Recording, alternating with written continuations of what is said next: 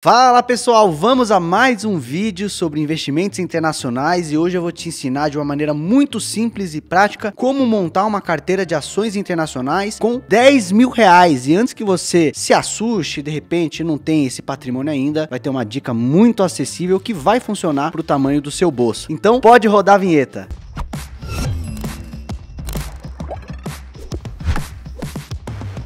Vocês já sabem que investir para além das nossas fronteiras é algo não só importante, como essencial se você quiser construir uma carteira diversificada, balanceada, que esteja pronta para capturar diferentes momentos de mercado. Às vezes o mar não tá para peixe aqui no Brasil e a gente pode ter ganhos investindo em ativos internacionais. E quando a gente fala de investir no exterior, a primeira classe de ativos que vem à cabeça são as ações internacionais, tá? Você já deve ter visto em outros vídeos meus aqui no canal da Finclass. Aliás, já deixa aí o seu like, se inscreve no canal, porque todo vídeo novo vai chegar ali um aviso para você e você vai ficar por dentro de todas as novidades e por consequência vai aprender cada vez mais a investir melhor o seu dinheiro. Mas como eu já falei em outros vídeos, não devemos ter apenas ações internacionais em nossa carteira. Cabe diversificação, bonds, né, que são investimentos em renda fixa internacional, também os REITs, investimento imobiliário internacional, mas inevitavelmente a maior parte da nossa carteira internacional vai ficar investida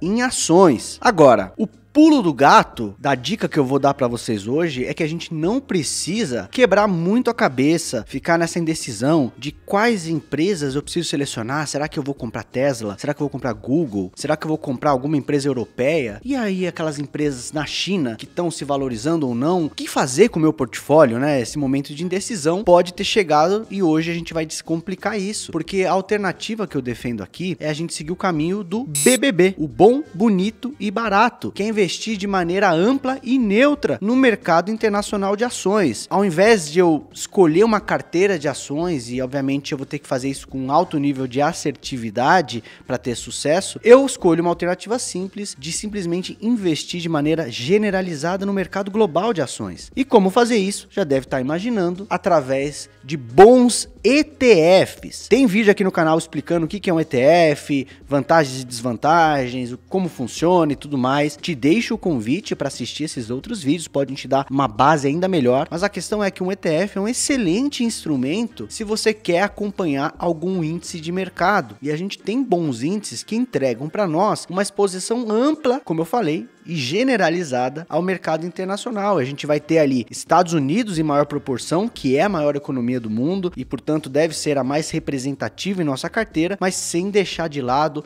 o potencial das ações europeias, ações japonesas, por exemplo, ações de outros países emergentes que não o Brasil e assim por diante. E a minha experiência me diz que neste momento muita gente do outro lado da telinha tá torcendo o nariz. Ai, mas eu queria comprar as ações, eu queria investir em Tesla. Você tá me falando para seguir por um caminho tedioso, um caminho chato. Eu comprar um ETF, eu não vou ter um bom papo para falar pros meus amigos. Imagina que chato sentar na mesa do bar, falar pro meu amigo que eu tô comprando uma cota de ETF. Seria muito mais interessante eu chegar, pessoal, você viu o resultado de Meta? Decepcionou o mercado, eu comprei Tesla, comprei Nvidia e assim por diante. Mas a gente precisa respeitar os dados, o histórico desse mercado, um mercado extremamente eficiente, principalmente quando a gente fala de Estados Unidos. Eu adoraria aqui trazer uma estratégia de seleção de ações que desse pra gente algum tipo de diferencial competitivo para conseguir resultados acima da média. Mas é muito difícil, pessoal. Faz uma comparação. O mercado brasileiro é um mercado pequeno comparado com grandes mercados como o próprio Estados Unidos, e aí você tem espaço para conseguir ali de repente uma leitura que o mercado ainda não percebeu, encontrar aquela empresa que está subvalorizada, mas você enxerga um grande potencial, aí você compra e captura essa melhora da empresa e assim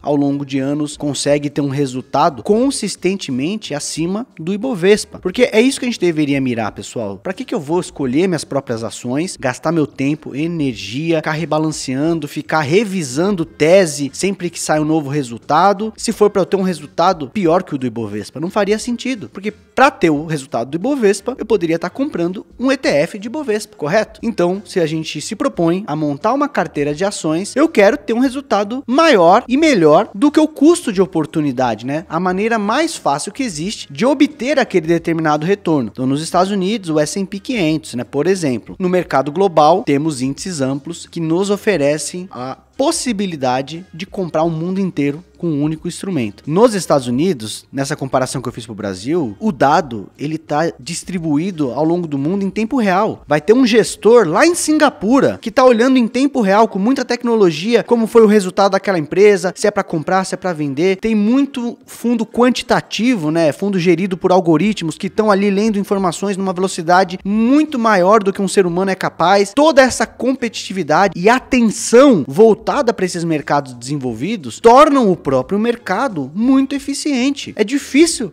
que eu faça uma leitura sobre Google melhor e de forma mais rápida do que o resto do mundo que está olhando para essa mesma empresa. Então a régua é muito mais elevada e as estatísticas não me deixam mentir. A gente vê que ano após ano, até mesmo os profissionais de gestão que atuam nesse mercado têm dificuldade de bater índices como o S&P 500, até mesmo índices de ações globais, como o MSCI Acqui, o FTSE Global All Cap, que são índices que oferecem essa exposição ampla ao mundo. E eu vou trazer aqui, inclusive, dados de um estudo, na verdade 2 estudos aqui consolidados. Lá na década de 80, no final dela, ali em 1986, tiveram 3 estudiosos, né, sobrenomes o Brinson, o Hood e o B. Bauer. Eles quiseram estudar, pegando 91 fundos de pensão nos Estados Unidos, fundos que gerem dinheiro de previdência de grandes empresas lá nos Estados Unidos, né, esses fundos de pensão são grandes alocadores, têm muitos recursos à disposição, muito profissionalismo na gestão, e eles queriam estudar o que de fato explicava o retorno que esses gestores obtinham. Era a capacidade deles de selecionar as ações melhor que a média? Era simplesmente a alocação que eles constroem? Enfim, eles fizeram várias regressões estatísticas e chegaram à conclusão que mais de 93% do retorno, quase 94% do retorno desses gestores era explicado pela política de alocação e não pela seleção individual de ativos. O que isso quer dizer na prática? Isso quer dizer que, ao invés das ações norte-americanas que o gestor selecionou ali, ele tivesse colocado o índice S&P, né, com um bom ETF, ao invés das ações europeias que o gestor selecionou para a carteira, ele tivesse colocado um ETF que segue o mercado europeu, ele teria tido 93, 94% do retorno que ele de fato entregou. Isso mostra que foi mais importante determinar essa alocação estrutural, determinar qual a classe de ativo que ele está comprando, qual exposição ele está tomando, do que selecionar as peças individuais. Trazendo uma analogia futebolística, é como se num jogo de futebol mais importasse o esquema de jogo que o técnico selecionou, se vai jogar num 4-3-3, qual que é a tática, do que de fato se vai colocar aquele jogador ou outro para entrar em campo de fato. E aí, em 2017, a Vanguard, que é uma grande gestora internacional, pegou esses dados do estudo, que ficou conhecido como estudo BHB, né, que é a primeira letra do sobrenome dos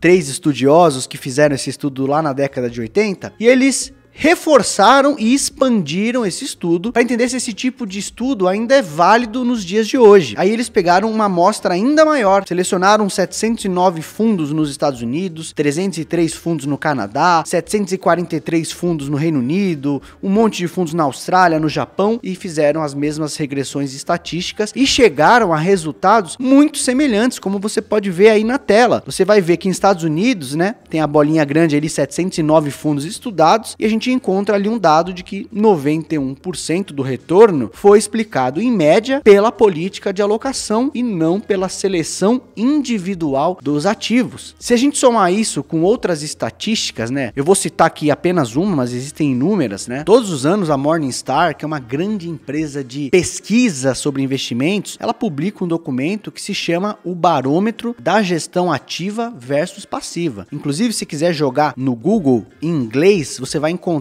esse estudo para baixar e poder ver na sua casa. Eles publicam todo ano esse relatório, fazendo uma leitura se em média os gestores profissionais estão tendo capacidade de entregar retornos acima da média em diferentes mercados. E ano após ano a gente vê resultados semelhantes, apontando que realmente a maior parte, até mesmo dos profissionais de gestão, não conseguem obter resultados acima da média com consistência, eu quero dizer, né? Porque você pode ali comprar uma ação, acertar muito num determinado ano e de repente passar vários outros anos perdendo do índice. Num curto espaço de tempo, a gente tem espaço para aleatoriedade, você pode acertar. Eu tô falando aqui de ganhos consistentes. Após 10 anos, será que os gestores estão conseguindo bater com consistência um dos melhores índices do mundo, como o S&P 500? E mais, pessoal, porque se a gente olhar para as estatísticas aqui no Brasil, a gente também vai encontrar que a maior parte dos gestores profissionais aqui no Brasil não batem os mercados. Poxa, então por que aqui no Brasil você fala que tem espaço para a gente fazer gestão ativa, seguir as recomendações de bons analistas de ações como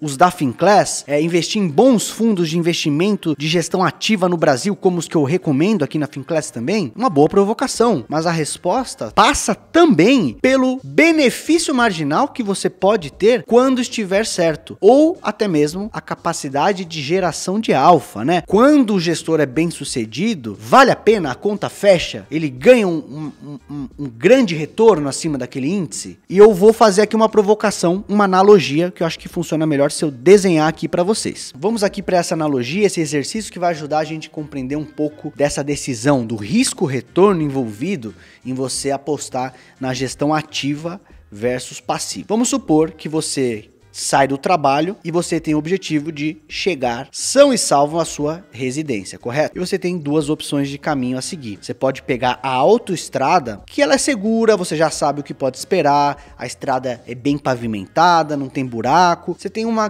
grande convicção que se você seguir esse caminho, você vai chegar na sua casa sem muitas surpresas em 1 hora. Perfeito? E aí você tem outra opção, que é cortar pelo meio do bairro, pegar um atalho, você vai enfrentar mais faróis, você pode pegar farol vermelho, farol verde, você pode pegar caminhos mais esburacados, você pode ter tido um acidente que trava o trânsito, mas em termos de distância física, é um atalho mais próximo. Então você está vislumbrando a possibilidade de chegar na sua casa mais rápido do que se você pegasse o caminho tranquilo, que é a autoestrada, que te levaria em 1 hora. Perfeito? O que você teria que considerar aqui para valer a pena ou não pegar o atalho? Poxa, você está correndo um risco de quebrar teu carro, de furar o pneu, de pegar um buraco. Existe a chance de repente você pegar esse atalho e demorar até mais do que 1 hora, mas o que você espera é que haja uma grande probabilidade, ou pelo menos uma probabilidade boa, de você chegar mais rápido e também, quando você conseguir chegar mais rápido, ser bem mais rápido. Poxa, acertei, peguei o atalho, cheguei em meia hora em casa. Metade do tempo da autoestrada, correto? Agora vamos supor que na maioria das vezes que você pegar esse atalho, você vai chegar na sua casa em 1 hora e 5 minutos. Caramba, não valeu a pena. Eu tenho a autoestrada que é segura, tranquila, me deixa em casa em 1 hora, e a maioria das vezes que eu me arrisco a pegar o atalho, eu chego em 1 hora e 5. Não parece estar valendo a pena. Aí você pode me perguntar, mas quando eu acerto a mão e esse atalho me deixa mais rápido na minha casa, o quão mais rápido é? Aí vamos supor que nas poucas vezes que isso dá certo, você chegue na sua casa em 57 minutos. Apenas 3 minutos mais rápido do que pegar o caminho seguro da autoestrada. Essa matriz de risco-retorno parece fazer sentido para você? Não sei, já coloca aí nos comentários o que você faria. Você pegaria o atalho ou não? Eu, particularmente, nessa equação aqui, não pegaria, porque na maioria das vezes eu vou demorar mais e quando der certo vai ser só 3 minutos de ganho. Me parece mais tranquilo pegar o caminho certeiro, chegar tranquilo em casa, sem preocupação. Então, essa analogia é importante para você entender aqui também o gráfico que eu vou mostrar a seguir, que é esse gráfico aqui. E o que você está vendo agora é um resultado daquele estudo da Morningstar que eu mencionei, do barômetro da gestão ativa versus passiva, em que foi analisado o resultado dos fundos que permaneceram vivos depois de 10 anos, porque tem uma alta taxa de mortalidade também, tem vários fundos que deixam de existir no meio do caminho, mas pegando da amostra os sobreviventes, que em tese deveriam ser os mais bem-sucedidos, a gente olha que mesmo os felizardos, que conseguem um resultado melhor do que o índice em 10 anos, conseguem um excesso de retorno muito michuruca, um benefício marginal muito pequeno. Dá uma olhadinha aqui, a maioria das barrinhas desse gráfico que vocês estão vendo estão em terreno negativo. Tem uma grande barrinha aqui que está no 0 a 0, e aí se a gente for olhar para as barrinhas positivas, a gente vê aqui o maior excesso que a gente encontra aqui em média é um excesso de 2 pontos percentuais ao ano. É um excesso pequeno. E poucos fundos conseguiram esse resultado. Se a gente conseguir ver aqui que o eixo Y, né, o eixo de pé, ele mostra a quantidade dos fundos da amostra que atingiram aquele resultado, a gente vê aqui que, grosso modo, a gente está falando de 1 ou 2 fundos no máximo dessa amostra estudada, conseguiram 2 pontos percentuais de excesso depois de 10 anos. A maior parte, de fato, ficou abaixo do referencial. É um pouco dessa analogia que eu faço do atalho. Você gasta energia, você tem que construir uma boa carteira, você tem que ficar revendo suas teses, quando bate o preço justo, se eu vendo, se eu compro outra,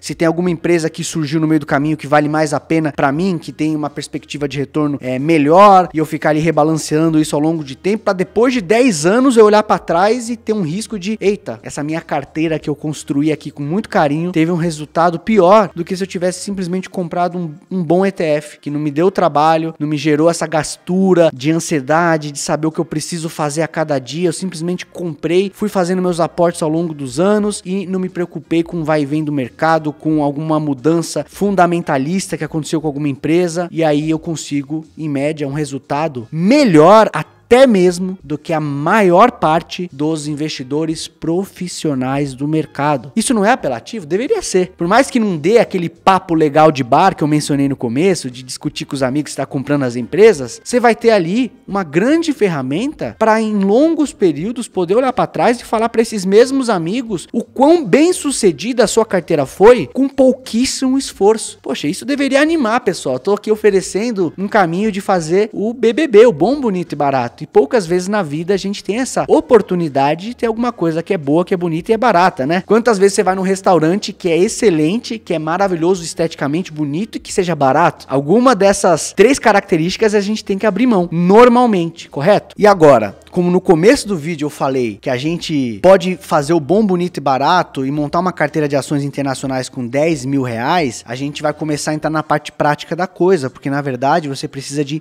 muito menos do que isso para obter essa exposição ampla ao mercado internacional de ações. Mas antes disso eu vou responder uma perguntinha que sempre surge, eu tô acostumado, que é: Raiz, por que investir num ETF de ações internacionais, né, de mundo inteiro e não só Estados Unidos? É uma boa provocação. Eu não acho que é um pecado você ter só Estados Unidos, mas eu acho que também esse mundo é muito amplo e dinâmico e a gente nunca sabe o que pode acontecer no futuro. Se a gente olhar para trás, poxa, temos aqui alguns motivos para acreditar que para frente os Estados Unidos vai continuar sendo tão grandioso, porque na última década, principalmente, ele deu um banho nos outros índices de ações internacionais, mas houveram aspectos específicos para que isso acontecesse também. Quem puxou o carro da valorização internacional na última década foram as ações de growth, mais ligadas à tecnologia, empresas de perfil de crescimento. E qual índice internacional de ações tem mais exposição a esta categoria? O índice norte-americano. Então ele surfou melhor essa tendência e deixou outros índices acionários para trás. As próprias ações europeias ficaram para trás muito por conta de ter menos exposição a esse nicho específico de empresas. Mas aí, o que precisaria acontecer para que o passado se repetisse? A gente tem que ter novamente uma década de juro baixo, quase zero, com muito estímulo para que o custo do dinheiro seja muito acessível e novamente a gente tenha essas empresas de growth, tecnologia, performando acima da média. A gente não sabe como vai ser. Eu até tenho minhas suspeitas de que a gente tem uma inversão dessas características, que a gente vive agora com períodos onde a gente vai ter mais nuances inflacionárias. A gente vai ter que viver com períodos de uma inflação um pouquinho mais acima. Por consequência, o juro pode não ser mais zero como foi na década passada. E é isso abrir caminho para que de repente teses de value investing, possam performar. E aí, por exemplo, ações europeias, ações japonesas, elas podem capturar muito bem essa tendência também. Até mesmo ações chinesas, por que não? Então eu gosto dessa opção em que eu não tenho que cravar ou opinar demais sobre qual vai ser o desenvolvimento futuro de algum determinado mercado. Eu tenho ali uma escolha que vai dar certo, que vai me entregar bons resultados, porque historicamente investir em ações globais entregou, mesmo que em alguns períodos os Estados Unidos tenha sido melhor do que esse pacote global, ainda assim vou ter bons resultados e ainda abro essa possibilidade de capturar uma outra tendência que possa ocorrer fora dos Estados Unidos. 2 ETFs que eu vou deixar aqui como sugestão para vocês e que vão oferecer essa grande exposição que eu estou comentando é o ETF que lá fora se chama VT, que é um ETF da Vanguard, e o outro é o ETF World 11. O VT é um investimento direto no exterior. O World 11, ele é um ETF listado no Brasil, que ele vai comprar cotas do VT lá fora. Então é uma maneira indireta de investir no VT. Então se você quer investir aqui do Brasil, o World 11 é uma boa opção. Se você faz seu investimento direto lá fora, o VT é uma boa opção. Ah, tem outras? Tem. Mas aqui eu tô dando uma dica. Pode ser outra. Poderia ser o ETF ACWI lá fora, por exemplo. E se você tá com essa dúvida, a minha dúvida é antes disso, se eu deveria começar investindo daqui do Brasil ou investir direto lá fora, tem outros vídeos aqui no canal da Finclass falando sobre essa questão. E mais ainda, tem relatórios completos dentro da Finclass que pegam você pela mão e ajudam ali a distinguir qual que deveria ser o caminho para você começar. A dica que eu te dou é começar pelo caminho mais cômodo, talvez investindo aqui mesmo no Brasil, na corretora que você já tem conta, para ter muita conveniência à medida que você vai criando mais maturidade, vai entendendo mais o funcionamento do mercado, e aí mais para frente você toma uma decisão mais embasada se para você vale mais a pena ir direto lá fora ou não. Perfeito? Por essa tabela que mostra qual a alocação do ETF VT, a gente percebe que a geografia mais representativa é os Estados Unidos, como deveria ser, porque é o maior mercado do mundo. O mercado acionário dos Estados Unidos representa ali, grosso modo, 60% do mercado acionário do mundo. Então, como o VT quer te entregar uma exposição ampla ao mercado acionário,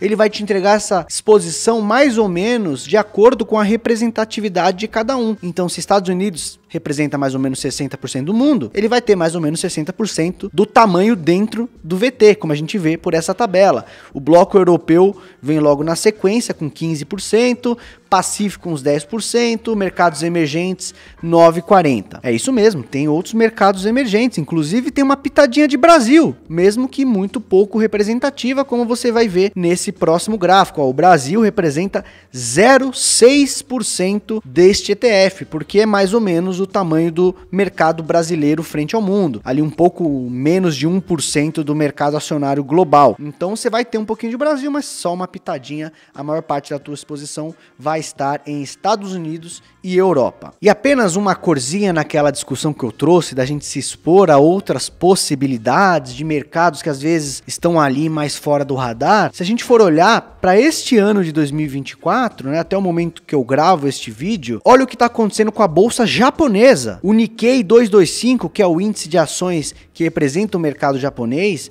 está subindo aqui em total return, que é considerando a apreciação do índice, mais o pagamento de dividendos. O índice japonês está subindo 14,17% em moeda local. Isso depois da correção recente, chegou a subir mais de 22%. O S&P subindo 7,8% e a bolsa europeia, o Stock 600, subindo 7,49%. Isso em moeda local, tá? Na moeda local de cada país. Mas é só para trazer um exemplo de como a gente não precisaria ter feito um grande estudo para avaliar se Japão era uma grande oportunidade para o ano de 2024. Japão é uma tese complicada, muita gente falando há muitos anos que o negócio tinha espaço para voltar, que estava ficando muito barato, que a bolsa japonesa não andava há décadas, mas é isso, não andava há décadas. Você vai ficar opinando quando é a hora certa de comprar? Quantos especialistas já não vi falando que era a hora do Japão e não vinha? Por ter um ETF que tem essa exposição em Japão, a gente capturou essa tendência que aconteceu agora em 2024, sem ter precisado quebrar muito a cabeça fazendo uma leitura profunda macroeconômica para tomar essa decisão. Então eu gosto muito dessa abordagem neutra, onde eu não preciso ter uma opinião muito forte sobre qual geografia, qual setor, qual segmento vai melhor. Eu vou capturar a mutação do mercado ao longo do tempo, e se ao longo dos anos algum determinado setor passar a ser muito mais relevante que outro, eu vou capturar naturalmente essa transformação. Então eu acho que é um modelo realmente BBB, bom, bonito e barato. E aqui só para mostrar a questão da acessibilidade, lá fora o ETF do World 11, uma cota dele custa 107,61 dólares aproximadamente, só que quando você investe por uma corretora internacional, você consegue comprar frações de um ETF, e aí depende da corretora que você abriu conta, né? Algumas colocam um limite de compra mínima, mas o investimento já se torna muito mais acessível. Muitas corretoras dessas que prestam serviço para brasileiros, elas colocam um mínimo de negociação de 5 dólares. Vamos seguir com esse exemplo? Então, grosso modo, perto de 25, 30 reais, você já conseguiria comprar um pedacinho de VT lá fora. Ah, não quero abrir conta em uma corretora internacional, não é a hora ainda, perfeito. Aqui embaixo eu mostro o World 11, em que uma cota está custando perto de R$100. Ou seja, com R$100 você consegue tomar exposição a quase 10 mil empresas, a dezenas de países, tudo já montadinho, balanceado, sendo a maior proporção Estados Unidos, com aquela proporção de Europa. Tudo prontinho para você, com um único investimento que vai te facilitar até mesmo a hora do imposto de renda, ter apenas um ativo e não uma carteira de ativos, né? Para a parte de ações eu tô falando, tá? O vídeo inteiro fala sobre ações, não vamos esquecer que tem espaço na nossa carteira internacional para renda fixa e imobiliário também. Mas tô falando aqui de uma extrema praticidade, você investir num único instrumento que vai ser capaz de te entregar uma grande exposição internacional e bons resultados no longo prazo com muita praticidade. Então a chamada do vídeo foi como construir uma carteira de ações internacionais com R$10 mil, mas a boa notícia é que você consegue montar com aproximadamente 100 ou até menos e de uma maneira super prática e fácil para a gente terminar esse vídeo com um final feliz. Mas antes de eu me despedir aqui, eu queria novamente fazer o convite para se inscrever no canal, deixa seu like aqui para nós também, e assim você vai ficar por dentro de todas as novidades. Quando tiver vídeo novo no canal, vai apitar uma notificação para você e você de fato vai acompanhar a gente aqui quase em tempo real. E para nós é um prazer te ter por aqui. Aproveita e deixa o seu comentário abaixo me contando como você atualmente está investindo em ações internacionais. Está comprando ETF, está comprando ações, prefere focar em Estados Unidos, gosta, como eu, de uma abordagem mais diversificada, com outras geografias também? Não sei, você que vai me dizer, deixa aqui abaixo nos comentários. Por agora, eu vou me despedindo, desejando a vocês um excelente dia. A gente volta a se falar novamente no próximo vídeo aqui no canal. Até mais, pessoal!